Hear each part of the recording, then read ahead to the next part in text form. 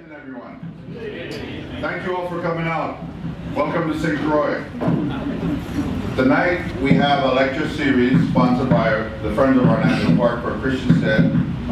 We have several members here. If you just raise your hand to be recognized, please. Oh, Friends of the National Park? Yes. There we go.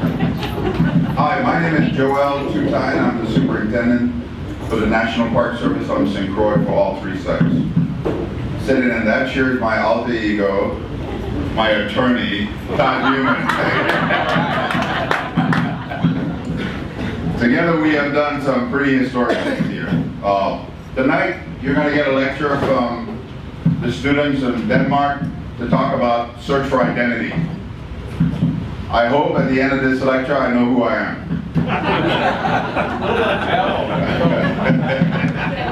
I know where to go, but I don't know where I came from. You know, the National Park Service has been here for 64 years, and we manage some spectacular resources. We have been involved in some studies to answer some of these very same questions. We call them special resource studies. These are studies where we go out to see if the sites that we're looking at are feasible and suitable to become part of the national park system. This island is a treasure trove of cultural and natural resources. I am so happy tonight that we have people who were here for 250 years coming back to help us to identify some of those cultural resources. So, without any further delay, I'd like to introduce my cousin, a good friend of mine. Of course he doesn't acknowledge that word. Let me tell you, I'm looking for any friend I can get. Mr. Javier Larson, who is part of the Centennial Commission in Boston.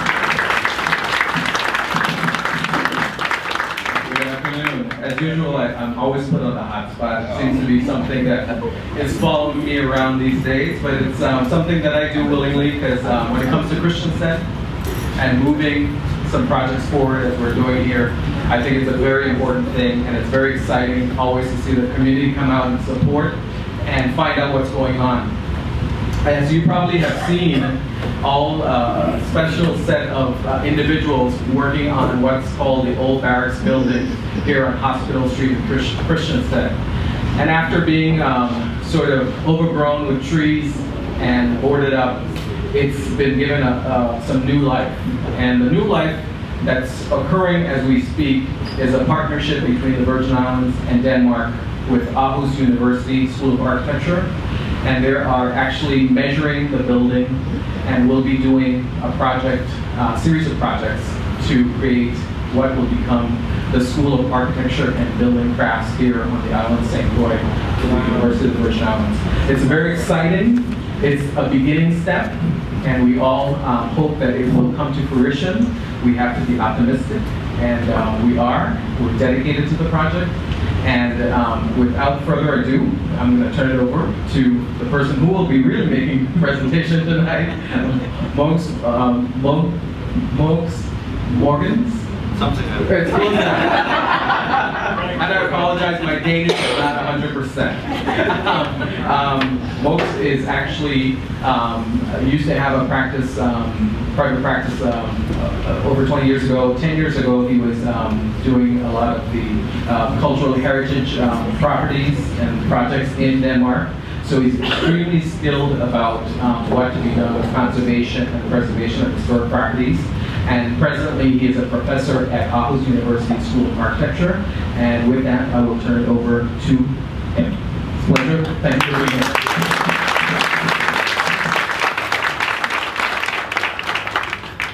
Thank you, Jamal. I would like to thank everyone here for coming. There's a lot of people. I'm really happy about that. And I would also say thank you very much for the way you have received us here at the island. We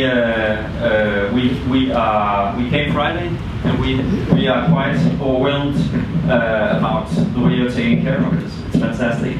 I'll tell you about this project here, In Search of Identity.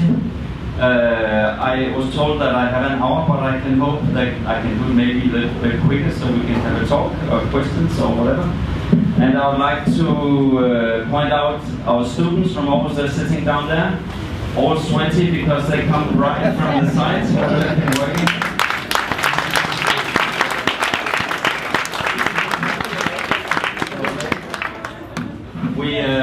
We are almost blocking Washington Street here, the cars coming by, but so far we haven't lost one student. This is our pamphlet. How do I change this? Just a minute. Yes.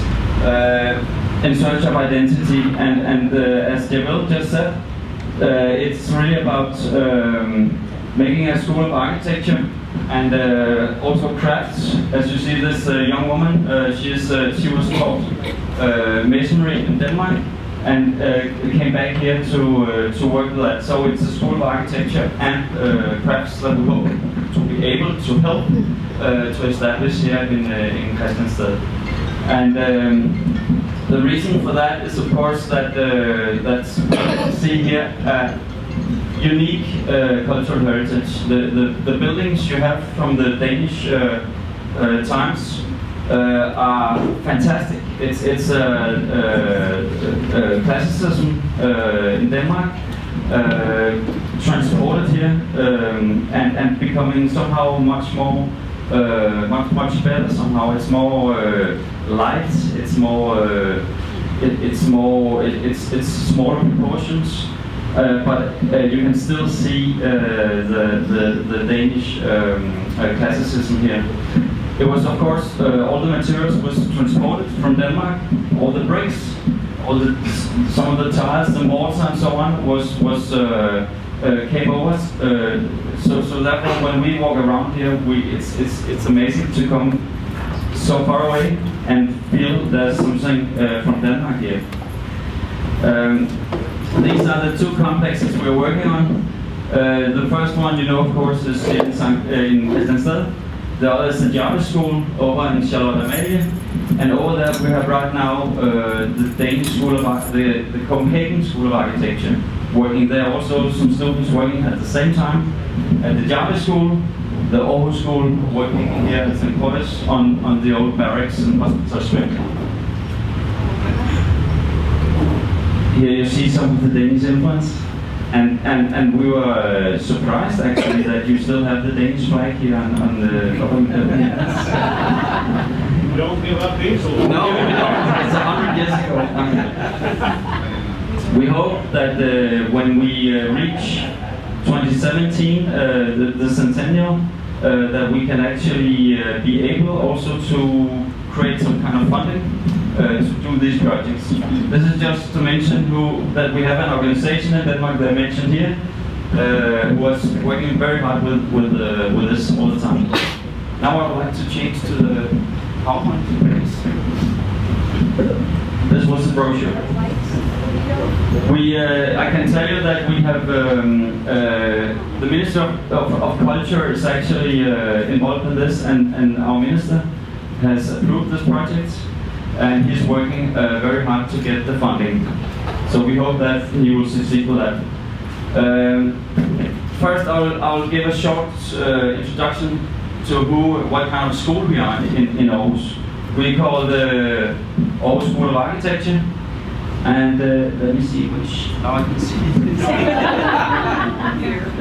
Yeah, there is. Aarhus is the second largest city in Denmark, and we have about 800 students and employs a staff of about 145 people, teachers. And the interesting thing about Aarhus is that it actually is the city in the world with the highest density of design and architecture companies. And that is, when I walk down the street in Aarhus, I meet architects all the time. And they come from the school, they establish their companies, and some of the companies are very successful and are around the world today. But really, Aarhus is very much about design and architecture. Our motto is engaging through architecture. We like to engage actually the world if possible. And we have these three focus areas: sustainability, habitation, and transformation. And working with architectural heritage, we, of course, primary comes from the transformation, but certainly also the sustainability, because we think there is a lot of sustainability thinking in the original way of building, which you don't see today in modern architecture. It's very often not very sustainable, whereas the buildings from those days, the buildings you have outside here, are thought in a very sustainable way. We have what we call a practice-based teaching, and that's actually what we're doing right now. Being here, working on site for 3 weeks out in the sun the whole day, measuring, working hard, we want to combine with practice. And we also do it at home, where we are using the money we have. A lot of them we put into good workshops, where the students can actually do big models in any kind of metal, concrete, wood, whatever. And we're quite proud of that. Then I will also just shortly mention that right now we are building a new school there's an international architecture competition, and we have a French office, a Japanese office, and a big Danish office called BIC, and 3 more offices taking part of that competition. And we are moving down to this area near the train station, which is going for development in Aarhus. And we are moving down there whenever that is finished. Right now we just started the competition. This is how we want to engage. We have not put St. Croix in yet. This line actually goes to Puerto Rico, where we were last year. And I will tell you something about the trip there, just to give you an idea of what we are doing here, because that project is finished and it's more easy to talk about. And I also just want to show you this picture, because this is the School of Architecture. This is the main building from the 18th century. This is our auditorium from the 20th century. And I don't consider this space you have here in between, I don't see it as a gap or a big difference. I think that these things here should actually merge, so that what it really is about is not if it's a new building or an old building, it's only about, is it a good building? Good architecture is an important thing, and a new building can be a good building, a very old building can be a good building, but there is really no difference in the times of it. It's all about quality in the architecture. And that again is why it's so important, this legacy you have here. Now a short introduction what we did last year. In February last year, just exactly 1 year ago, we were in Puerto Rico, invited by the UPR, the university over there. And we went there with a group of students that did somehow the same thing we are doing here, except for the Danish state was not involved. This was a student project only. We went over there, and this is we met this guy, Nick Cayano, or whatever, how you pronounce his name. He was an artist, and he bought this building in Old San Juan. And he was very rich because he sold a lot of paintings when he bought it. But then the crisis came, and suddenly he was not rich. And that means the building, it was already a ruin, and now he cannot really afford it. So he was very happy that we came. This is his building. And somehow, it's somehow in a state that the building in Hospital Street also is. This is the patio where he wants to have his studio inside the building, and he told us that in 1980 this was a perfect building, but if you don't maintain the buildings, it goes really fast. So this has deteriorated in a period of a little more than 30 years only. It's a ruin. This is the wonderful students which did the project. We have one of the students is actually here. Also, this is Simon Søgaard, who is here with us. as actually a teacher. And also here is Jan Fugl, who I'm leaving tomorrow, but then Jan is coming instead of me and taking care of the project for the next week. So these students worked over there for 3 weeks. And the way we work is we have a method where we have a lot of tools. I don't know the names of all this, but you know, it's just to show you that it's a pretty practical, hard work to do a measurement of the buildings. With all this stuff, we brought a lot over, and we also were supplied here with a lot of help from you. When we do a project, we don't want to, you know, the international style, the modernism that started in the 1930s, has really conquered the world. You see modern buildings all over the world. Sometimes you cannot find out, am I in Beijing, or am I in Paris, or am I in San Juan? Because architecture is very similar all over the world. But what we want to focus on is that we want to take up the building traditions from the site, the unique building traditions. And we did that in San Juan, and that is also what we are trying to do here. So we started the San Juan house, which is actually a building type that comes from the old Pompeii, the Roman times, and it was transported to Andalusia in Spain. And from there it came over to the Caribbean in Puerto Rico, which was conquered by the Spanish. So over there it's really a Spanish tradition. And therefore it's so interesting to be here. It's only not many kilometers away, and it's a completely different building tradition, being Danish. This is a typical Spanish this type of house, where you have the zaguán that leads into the patio, and which is very much about creating shade, but also natural ventilation in the buildings. So you don't have to use so much air conditioning. Here you see the students working. We put up the tables on site, sitting, working there, climbing up on ladders, measuring, drawing everything with different kind of tools. Also here you see the students making their drawings, and if you go down to Hospital Street, you will find them down there doing the same thing. We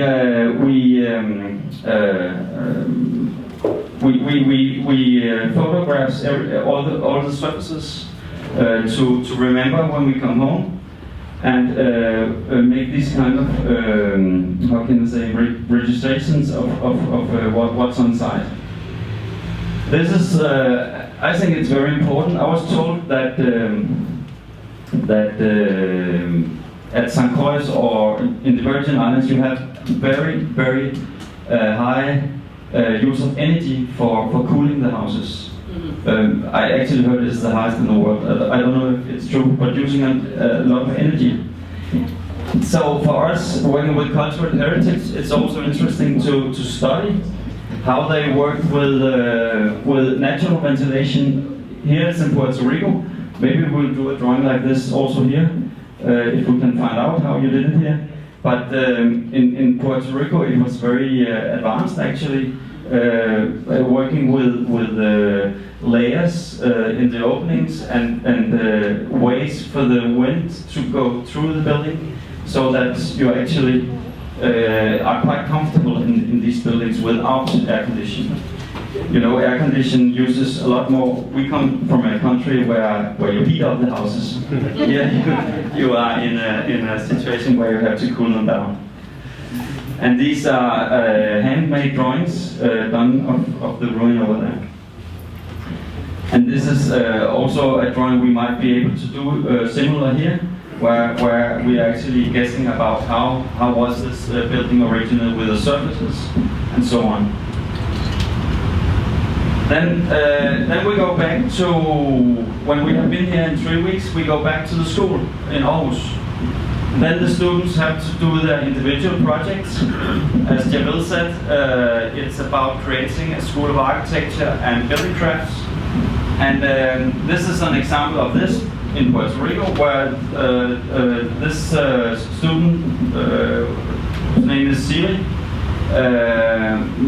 made a project changing this building into the studio for the artists there. And she did it studying different kind of things, but especially the light. This is much better on the computer. You can actually not see it so well here, but she I can say that it's not about making a building that's a kind of museum piece. What is important when we work with architectural heritage is that you can actually make the building relate into the world today. So we don't want just to copy everything from the old days. We want to make it valuable for today, using the materials, learning from the old tradition, but also being able to do something new. And here she made a new facade, keeping some of the cracks in the facade, but making new proportions to the windows, some of the windows. So it's architectural heritage is not museum pieces. That's very important, I think. I'm sorry that you cannot see this. It's very nice on the computer. Her focus, you can put focus in different ways, but as it was an artist, she was very focused on working with the light. So she made a system with the beams in the ceiling, where you can actually take down light in some places to get a perfect light for the artist working with the paintings. That was just an example, and we hope that we can do similar stuff, or the students can actually do similar stuff here in Christiansted, working with the barracks. I'll just read this out. Most of all cities are collections of large amounts of built legacy. Most has to undergo some sort of transformation and upgrading to adjust to values of sustainability, as well as to contribute to the overall resilience and revitalization of societies and communities. That is really our goal. That you can actually contribute to society by working with architectural heritage. And therefore we are here. This is how it looks today. And in a few years we hope to have some buildings where you have students doing their architectural and crafts studies. I would like to mention that in 1961, the School of Architecture of Copenhagen were here, and they measured a lot of buildings. You might know this book, which they made a book in English and a book in Danish about a lot of buildings in Christiansted. They mostly did facades. We are doing the whole thing. We are doing facades. We are doing the plans. We're doing the sections through the buildings. But it's just to mention that we're taking up a tradition of coming here. This is our complex in Hospital Street. Starting from down here, you have 2 buildings, and you have the stair in between, and you have this open space up behind where there's some other buildings. This is the drawing they did in 1961. We hope to do one that is better, though this is a beautiful drawing. This is some historic photo that I was having from Jeril, some of them, and this shows that that the building has actually had different shapes. Here you see a 3-story building, and this is in 2 stories, a different roof than today, but 3 stories, and the next one shows that just before that it had only 2 stories. So buildings are changing over time. Actually, they're changing all the time. So again, for me, it's not about reconstructing these buildings into a certain time. It's about making them better and listen to the history all the time. So here you have a two-story building, which is also very beautiful, and you see that there's no plants there. This is a picture I also have from Deville that is the building up behind. Today you have, I don't know if you remember it, but there's a big yellow building, a government building I think it is, on top of the hill. This is how it looked when the Danish soldiers were there. Over here you have the entrance to the square, and this raising up quite high. It's a very interesting photo for us to have to get the feeling of the atmosphere of the place. Here the building is again, and as you see, it has what do you call this in English? This material? Shingles, yes, and a heavier part in the bottom. But a very large building, which is even larger because it's on the top of the hill. And the other building, the students are measuring this actually today. The L-shaped building was actually at one point of time it was a high school, so maybe it's a good idea to changing it into a school of architecture. We hope very much to be able to use this open space down here to the school where you can actually work, do crafts and so on, because there's also some shade down there which we like very much. Then I just want to mention something about the possibilities you have here as I see them. Because Denmark, we have a small city called Christiansfeld, and here you have Christiansted. Christiansfeld came on the UNESCO World Heritage List this summer, 1915. And it's a Moravian city, and you also have Moravian buildings here, churches and so on. This staircase is from one of the places here, which is Moravian, so there's a similarity there. But the thing I would like to talk about here is actually that 20 years ago, nobody in Denmark knew about Christiansfeld. Nobody knew about it. But then they started working because some people saw the values there. And 10 years ago they started saying that we want to come on the World Heritage List because this is a unique place in the world.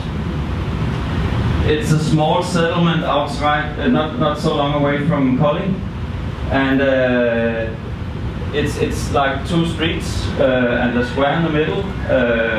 Very simple, but fantastic in every way. As you see in the old buildings here, very wonderfully crafted buildings. And they started out on this voyage, you can say, to become World Heritage, and as I said, this summer they came on the list, and now they're part of the UNESCO, and they have been there only for half a year, but already they can feel that this interest that has come in coming there, the amount of tourists that are coming there is just going like this. Because suddenly it's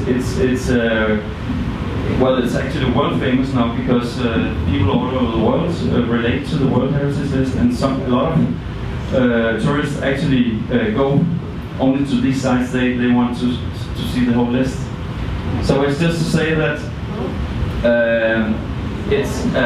I think you have a unique cultural heritage here, but you also have a heritage that has an economic potential if you use it the right way. Right there it is. I think you have actually I think you have a better potential here because you have a unique story you can tell the world. This is another World Heritage monument. It's made by the Danish architect Jan Knudsen, I'm sure you know it. And I would like to ask you how we have the culture. It has. Australia was actually it was a country that didn't have a kind of culture. They couldn't, you know. They told me that when they had this building, they felt like one country. Therefore, it has an enormous cultural value, but it also has an economic value. And some clever people down there tried to figure out how much, what did it mean to Sydney, just having this building as cultural heritage. And so the answer is, and you have to help me here, Jill, because I cannot say this in English. It's US dollars. $600 million a year for Sydney, just because it's on the World Heritage, just for being there. And I don't know how they figured this out, but it was a big report that everybody can read. So they said if they didn't have this cultural heritage, I mean, Sydney wouldn't have 600 million US dollars less each year. So there is an enormous potential in being cultural heritage. Also, I would like to mention this number here, because for architects, you realize now in these days that you don't need so many new buildings. So for our profession, it is, they say that 75% of the future assignments in architecture comes with architectural heritage or existing buildings. And I think that is very interesting, of course, and we can see it also at the School of Architecture, because many students would like to study in our studio, same thing in Copenhagen. There's something strange about when I go around the island here, because you see many new buildings coming up, but you also see some empty old ones. So the question is, why don't you use the old buildings instead of building these new buildings that are actually in every way worse?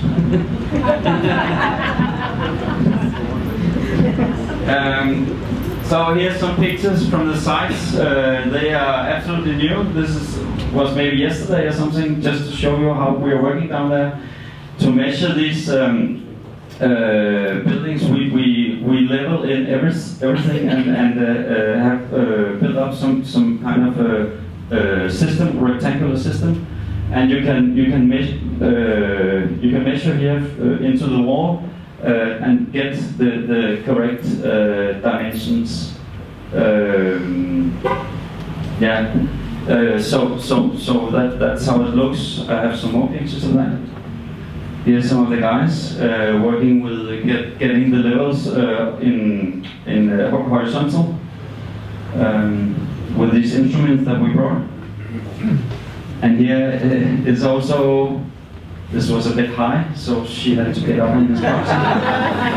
And here you see what I would call a ruin on the other side, but it's in a couple of years I hope it's a building again. And here we have put up the table right next to the street, and they're sitting there doing the drawings on site. And that is very important, because if you go back home to where you're staying, or if you even wait till we come back to Denmark, you forget everything.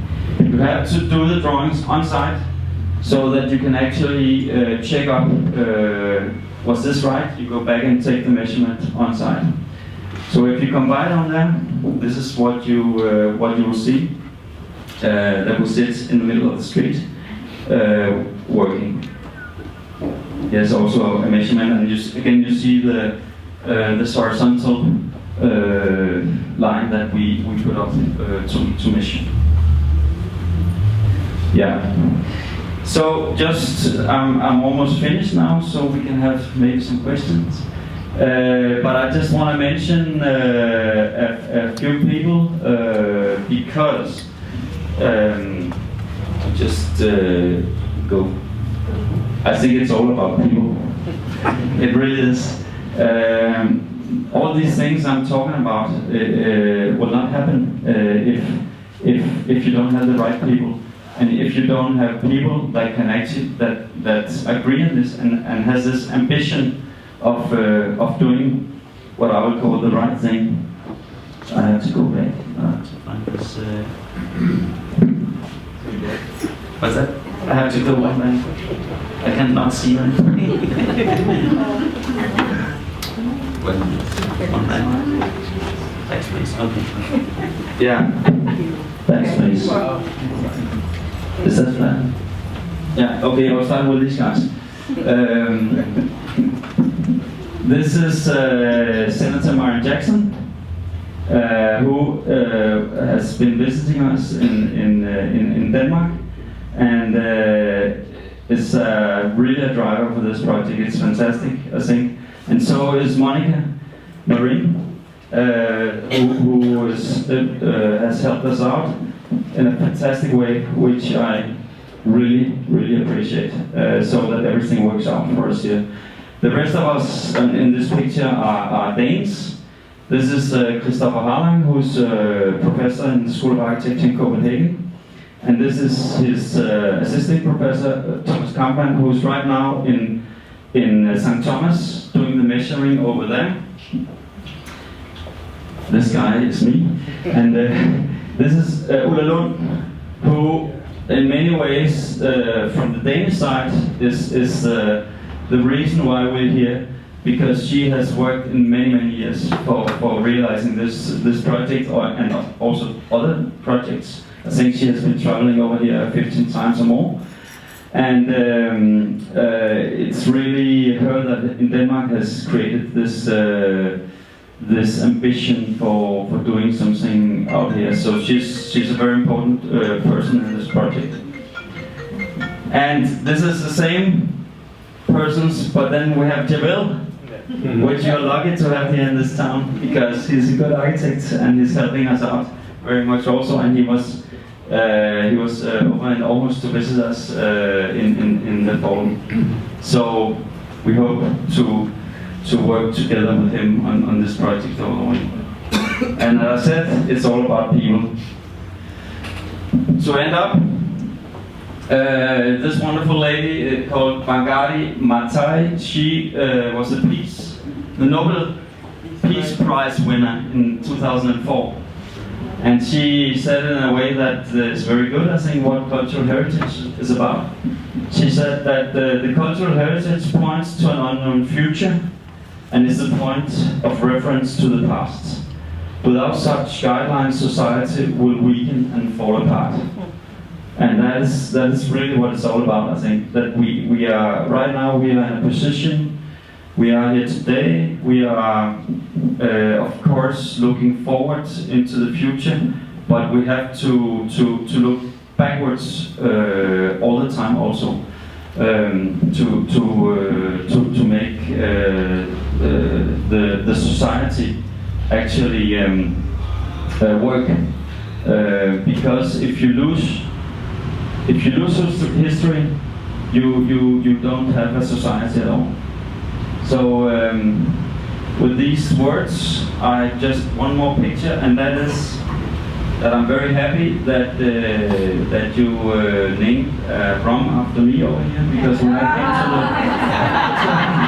came to the airport, I found this right when I came off the airplane. So thank you very much.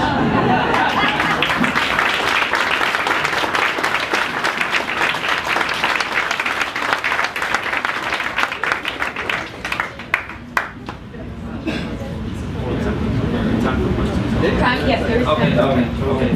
So I don't know if you would like to have, we can talk if you like. You can not ask me, but you can ask the students that are around. Yes? Question. Are you doing anything with the finishes on the building? Are you recording the paints on the building? I know on some of my buildings I get 10 coats of paint on them, about 6 different colors. are you recording the existing paint surfaces? Yes, it's a very important. We are primarily here to measure the buildings, but when we are doing that, we all the time look at the materials, and of course the paint is very important. You have 10 layers, you say. We always look into that and try to find all the layers, and it's very interesting, not only the original layer, but also what has happened through our history. Yes? I'm going to ask about historical documentation of the buildings. Have you looked up in Copenhagen who is the architect of the barracks buildings? Was it a military architect or a private architect? And also the demise of the barracks building, the fire that happened around 1912. Did anybody find out about the story behind that? Yes, we're going to. I don't remember the name here, but there's you have an archive here that we want to visit while we're here. But in Copenhagen, we also have a lot of drawings in what we call the collection of drawings. It's called, but they have all the drawings that we have in Denmark from this site. So it's actually not something we have done in advance, because it's the students' work to do this. So it's the students that should investigate, go to the archives, and find these drawings. But the architect was Albert Löfman, who was here in the times of Peter von Scholten, and the build, I think, was done around 1830, 1834. Yeah. So he was the architect. He did all of them. Yeah. Yes. Could the students talk a little bit about, they're each going to have particular projects that are connected with this? Could we hear a little bit about what those are? Yes, they can. One of them, two of them. So, who's on? Thinking about doing an individual project. I think Lydia wants to say something about that. Yes. When we get home, I believe that we make reports together first, and then it will be individual projects that we draw up ourselves. But the program is, of course, that there is supposed to be an architect and craft school, so that will be our individual works and have individual ideas how that can be drawn up and how that works. But we all have the same projects in that sense. Yeah. Yes. Who funds your program? Sorry. Who funds your program? Actually, we are funded. Going here, we are supported by. I mean, many people here are helping us out with doing different kind of supports, and we're very happy about that. The School of Architecture ourselves has put in a lot of money, and also we are supplied by an organization called BYFO. BYFO is actually in lead of this whole project, In Search of Identity, from the Danish side, and it's an organization that are having the owners of the listed buildings in Denmark. It's that organization. They came here last year, and they had some kind of revelations in this. So they're really enthusiastic, and they have supported us with more than $10,000 to go here. Yes? On that note, is the Danish government paying anything for the project, or is it just some private foundation? The plan, we hope to succeed with the plan. I cannot say that we will succeed, but I really think so. Is that we are trying to find $10 million in Denmark, and that should be 50% from the government and 50% from private funds. That's the ambition. And so far we got 1 million Danish kroner that we get from the government, if we can also get 1 million from private funds. So we have people in Denmark right now working to get this money. I read today that our governor was going to see till we got $10 million. Also. Oh, Yeah. I'm so happy. Great. Yes. Okay, that's good. Then we'll succeed. Yes. I think I speak for most of the people in this room. While we are very appreciative of your creativity, we love our museums. And so we hope you don't go crazy on it. Go crazy on the museums. Well, you kind of said you don't want to build museums. I think we like our museums. Yeah, but don't misunderstand me, because we really want to find the soul of the buildings, you can say. But what I mean is, I showed the historic images that they had different shapes throughout time. So again, it will get a new shape again. Maybe we don't want to make a replica of one of the two pictures I showed you, because which one should we take? Which one is the most important? So I think it's important to make an architecture that relates to the site. We don't want to do something crazy. So I can make sure that. But so it's about learning from history, but also being in 2016. I love museums too. Yes. What does architecture have to do with it? Sorry. What does an architecture project have to do with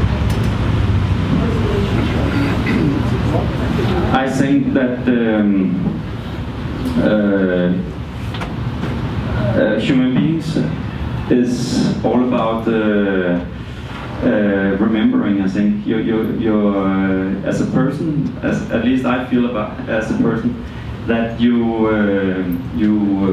are what your memories are. You're created from memories. It's the memories that create you as a person, and therefore the architecture is the most physical manifestation of that you can find. So therefore, I think that architecture is identity. It's a physical manifestation of your identity, and it's that identity that I believe should be kept and treated well, so that we find a different kind of architecture here than we will find if we go to Puerto Rico or to Denmark or to New York or whatever. So that kind of identity. Just to give you a little perspective on who we are here. We have people sitting in this room. Can you give Julie the mic? Just to give you a little perspective, we have people sitting in this room who have been Crucians for many generations, and we have all personal connections to these buildings. I can tell you that my great-grandfather was a gendarme, probably in that barracks. My great-grandmother was a washerwoman, that's where she met him. And my mother and my aunt were born in the building that is right next to that building. And my family, my parents owned that building until 1966. So when you say architecture is identity, it is really a big part of our identity here in St. Mark. So, and by the way, my family still lives in a building on the East End, which was one of the 8 von Schoten schoolhouses. And that's where my family still lives. So just want you to know that we go deep into history here. Right. That's wonderful to hear. When projects like this is done, I also believe that it's important to make this kind of investigations into history. I mean, and also interviewing people. So I see this school project as the first phase, and if we are lucky to finance these projects, I think we will have some kind of process to do interviews and getting more deep into the history of the place. Yes? One more? Yeah. Your initiative is certainly very encouraging, and I think we all hope that more Danes will come and help us in restoring our buildings, because some of the architecture dates back so long that it's very difficult to restore them with present building material. I'm just wondering, are you considering also the traffic situation? Old Hospital Street is extremely busy, and to all three sides, on the back and on the sides, are hills. So it would be a very difficult situation for students to go in and out, and the office has to be resolved somehow. Yes, I agree that it's a very busy street, and the cars come very close by. Sometimes you. Now we are putting up some of these orange, cones, so the students are not, hit. But traffic. For now, we don't have the overview of changing the traffic. We don't know enough about it. But what I can say is that I think there's a very important relation from those buildings all the way down to the sea. So it would be wonderful to create some kind of connection from the barracks down to the sea, which is very close by, but which today is cut in pieces by this traffic, this road that comes on. I'm thinking about parking space, or the parking for this school of architecture is going to be needed, and I'm wondering, behind the gate, there is that government, ugly building that's a contemporary building. Do you think there's any hope that that could be raised and moved for cars? I think that would be an appropriate. I certainly agree. But it's up to the students. Because right now we are it's a student project, so they can do anything, and if they think that this building should be taken down, they will do projects that takes this building down. Also there's a site below it where there was taking down the buildings some 10-15 years ago, or the site below. There was a building that is not there anymore. Well, there's about 6 acres of government property on the other side of the street, which could be developed. Okay. So, thank you very much.